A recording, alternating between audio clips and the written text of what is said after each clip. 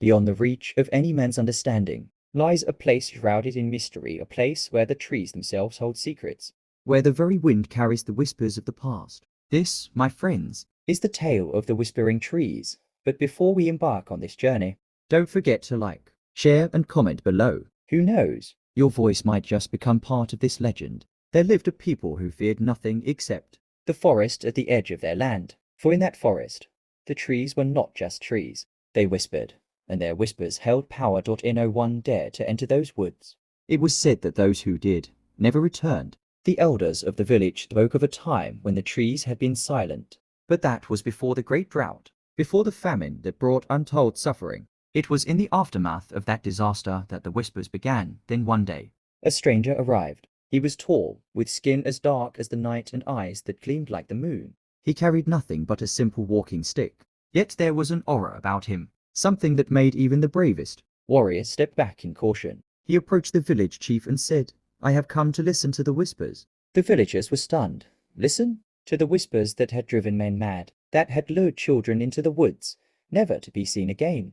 But the stranger was resolute. He would enter the forest at dawn, with or without their blessing. As the first light of dawn touched the land, the stranger stood at the edge of the forest. The village watched in silence, their hearts gripped with a fear they dared not speak. With a deep breath, the stranger stepped into the forest. The trees seemed to part for him, creating a path that led deeper and deeper into the darkness. As he walked, the whispers grew louder. They were not mere sounds, but voices, hundreds, maybe thousands of voices, each telling a different story, each begging to be heard. The stranger listened, his face calm, but his heart raced with the weight of what he was hearing. The trees spoke of the past, of the great famine, of the sacrifices that were made to end it. They spoke of pain, of loss, of betrayal, and of a curse that had been placed upon the land. But then, the whispers began to change. They no longer spoke of the past, but of the future, of a great darkness that was coming, one that would consume not just the forest, but the village, the mountains, and the savannas beyond. The stranger knew then that the whispers were not just warnings.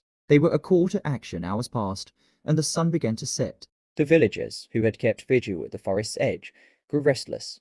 Just as the last rays of light disappeared, the stranger emerged from the woods. His face was pale, his eyes wide with what he had learned. He told the villagers of the curse, of how their ancestors had angered the spirits of the forest by breaking an ancient pact. The whispers, he said, were the spirits' way of trying to communicate, if they did not make amends.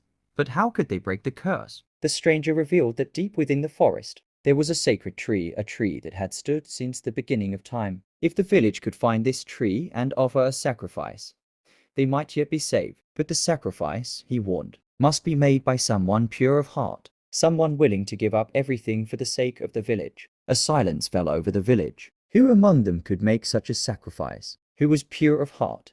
Who would be willing to lay down their life to save the others? The stranger looked around, but no one stepped forward. Just as hope seemed lost, a young boy, no more than 10 years old, stepped out from the crowd. His eyes, bright and fearless, met the stranger's. "I will go," he said, his voice steady. The villagers gasped, but the boy was resolute. He had no family left, no one to mourn him. The drought had taken them all. He was alone, but he loved his village more than anything in the world. With a heavy heart, the village elders gave their blessing, and the boy, accompanied by the stranger, entered the forest. The whispers grew louder as they walked, but the boy did not falter. Finally, they reached the sacred tree. It was unlike any tree the boy had ever seen, tall, ancient, with roots that seemed to stretch into the very soul of the earth. The stranger handed the boy a small knife, and without hesitation, the boy made the sacrifice.